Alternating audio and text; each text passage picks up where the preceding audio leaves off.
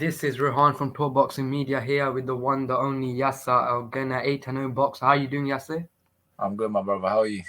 I'm good. Firstly, thank you for this interview. It's a pleasure. Thank you for giving up your time. Anytime, bro. Anytime.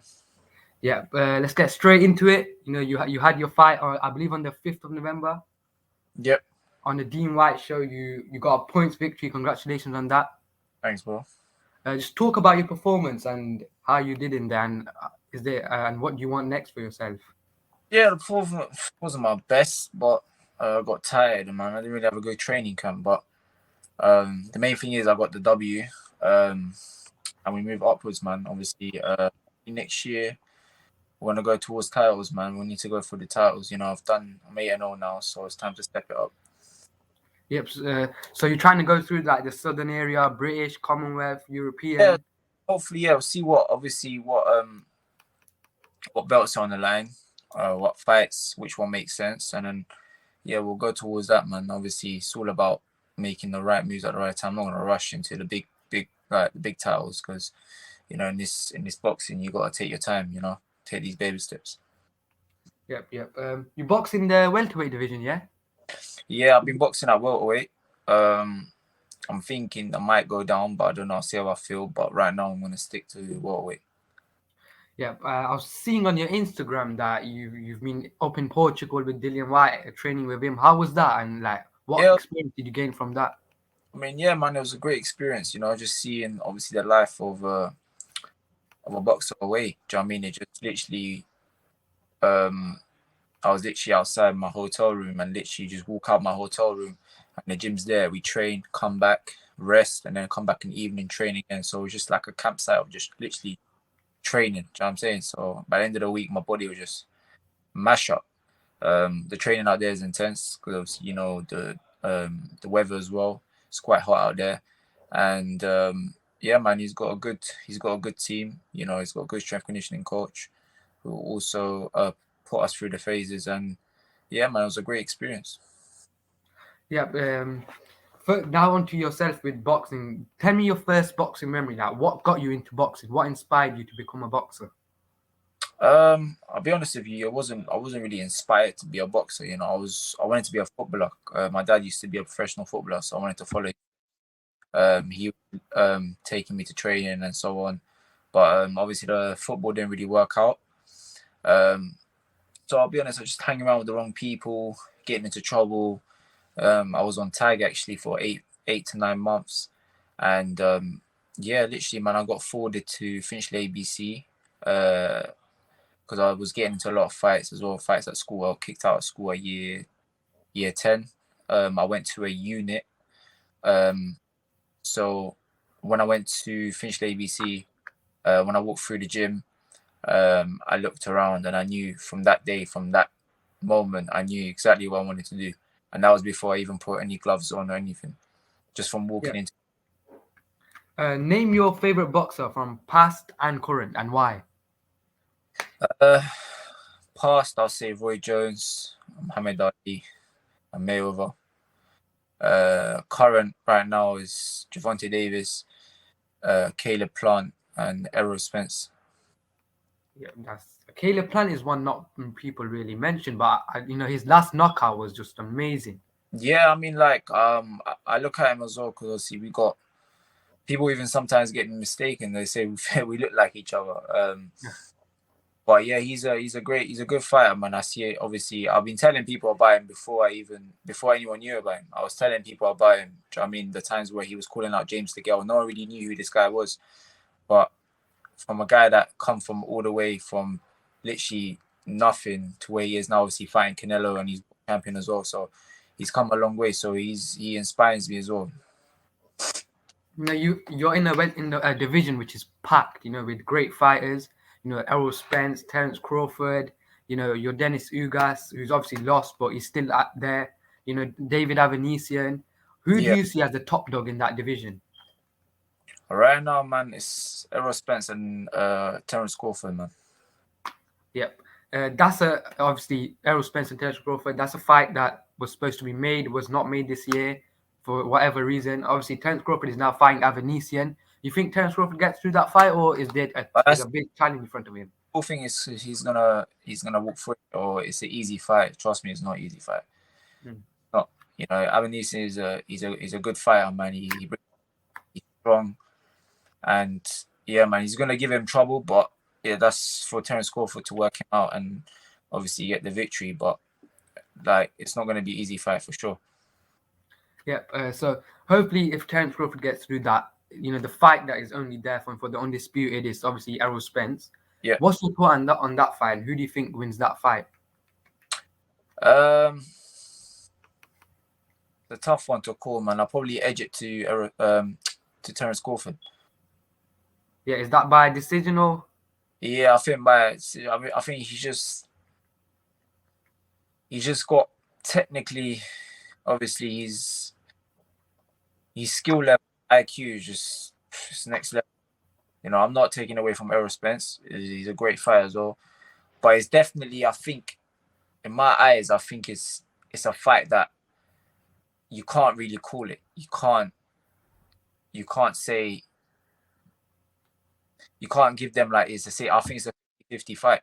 So I'm gonna name some upcoming fights, yeah, and you're just gonna tell me your thoughts and your prediction of them fights. So obviously this weekend you've got Dillian Whyte in action against Jermaine Franklin.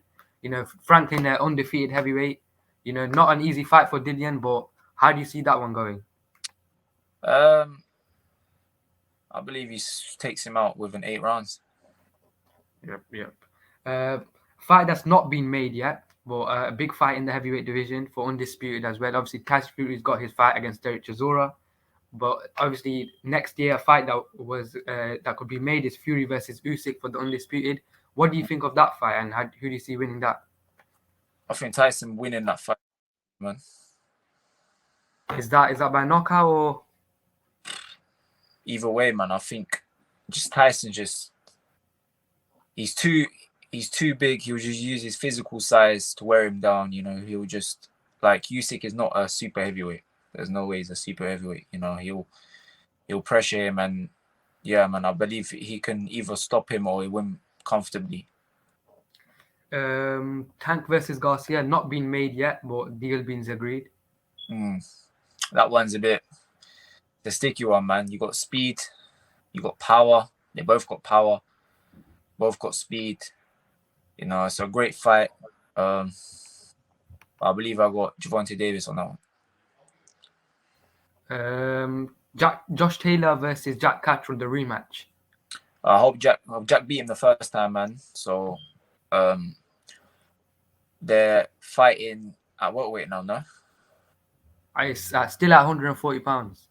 Still 100. Well, yeah, hopefully, man, Jack does it again, man. You know, hopefully he gets a decision this time.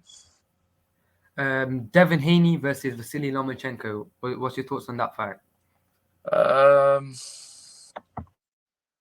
I think Devin Haney, man. Honestly, Devin Haney right now, he's on fire. His IQ level, he just showed it against Kambosos. He showed that he can be disciplined and he can just win comfortably. You know, he knows how to keep distance, get his reach, and obviously control the fight at his pace. Who do you see the best in that division of, you know, like Garcia, Tank, Haney, Lomachenko? I think Devin Haney first, man. Devin Haney. Who else is that one? Is it Shocker moved up now? Yeah, Shocker's moved up as well. Yeah. Devin Haney and Shocker Stevenson. For sure. Where do you see Tank at third or? Obviously you got Theo as well. Theo's moved. Yeah. Well, the top 3 dogs right now in that division is definitely Devin Haney, Gervonta Davis, and obviously you got Ryan Garcia. Lomachenko is there as well, but obviously because he lost to Theo, and then obviously Theo lost to Kambosos, and then you got Devin Haney beat him twice. So give it to him. Obviously, Devin Haney has to be up there for sure. Yeah, obviously you're in a stacked division. Who's your dream opponent? Who's an opponent you would love to face to challenge yourself? No, that's a good question. You know, I never really thought of that. But definitely, I want to someone in the top 10. You know, what I mean, I don't really have anyone particular, but yeah, man. Like I said, man, it's all about the baby steps. You know what I mean? It's the ones that you will never think of it. Do you know what I mean? It's like I'm under the radar right now. I don't know, maybe in the next 3-4 years, I'll be fighting someone that's obviously quite recognized, or someone that I never even thought I would fight. That's just how the boxing world works. You know, you got. Are you tied down to any promoter, or are you on the Black I'm Box label? not, no. Oh, okay. Another fight that I would want to talk about is the next day I fight. I've seen you've met both. You've obviously trained with DILLIAN in Portugal. You've been in gyms with Anthony Joshua. That's a Yeah. rematch that Eddie Hearn said he wants to make. What's your thoughts on that one? Well, I think that's a great fight. You know, I think that's a great fight. I think they've both developed as good fighters. They're both developed over the years. They're not the same fighters when they fought each other. I think when they fought each other it was more of a brawl. It was more of a street fight. There was no technique wise, you know what I mean? It was just straight war. So I think this fight will definitely be more of a boxing match. Dylan's obviously he's calmed down. And yeah, man, I think that's a great fight. 100%. I think that's a great fight, and I'll definitely will sell out an arena. And another fight in the heavyweight division. They've tried to make it plenty of times, never been made. Fury versus AJ, a big British showdown that needs to really happen. What's your thoughts on that? Yeah, 100%, man. That's been going on for years. I think it will definitely happen. But it's like I said, it's all about timing, man. They're both still young, so it's not like they're old. They're not coming to their 40s, so it will definitely happen. But I think that's a great fight, and I think I want to be one of the biggest British boxing heavyweight fights in history. Who wins it for you? Bro, you got AJ coming off a loss, but then you got Tyson, who's got the more. It's not just in the ring that he has to deal with. He has to deal with the whole building up, the press conferences of Tyson getting into your head. Do you know what I'm saying? So it's not just a fight. But like I said, you got AJ at one punch out, and then obviously Tyson with the skills and movement. So yeah, man, I think it'll be a good fight. But if AJ lands, then Tyson would drop. So it's just, yeah, man, it's a great fight for sure. It's a great fight. It's a fight where people would definitely pay to watch that fight. Wilder AJ, I think that's a good fight. Yeah, that's another great fight. I mean, two powerhouses. Obviously, AJ's got better technique than Wilder. But then obviously, it takes one. But yeah, that's another great fight. I mean, there's so many great fights that on the table for them. Do you know what I'm saying? It's not just the world title fights. There's fights there that people will pay to watch, and that's what it's about. Do you know what I mean? It's a business game. So yeah, there's a situation going on in boxing. With drug testing. With the Conor Benn situation. What's your whole thoughts on this drug testing? VADA, UKAD. What's your opinion on it? I mean, I think great is good for the sport. Because there's people out there killing themselves training hard, and obviously you got people taking stuff and so on. So it's good to just monitor, because back in the day they didn't really used to do that. It wasn't that intense. So yeah, I think it's a good thing, because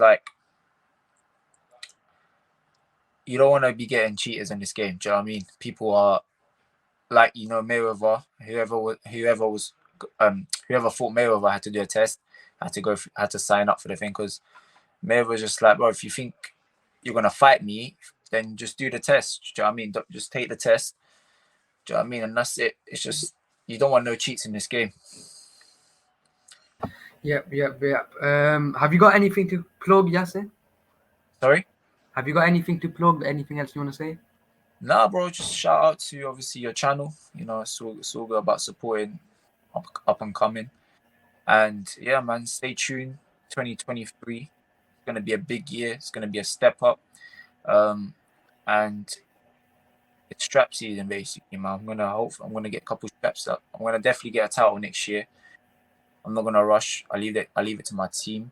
As you know, my coach, Xavier Miller, and yeah, man, it's all definitely just stay locked in for next year, man. Oh yeah, I forgot about that. You're trained by Xavier Miller, innit? Yeah, that's it. Yeah. He was my first interview that I done. Great man. Sorry, I just got a phone call, man. Yeah, no problem. How many times you trying to get out next year? Is there a certain number of fights you want to have, or just? Do you know what I mean? As many as I can. I want to be busy next year. I want to make sure that, I want to make sure I'm busy, and hopefully I want to get on a big platform. Yeah. Finally,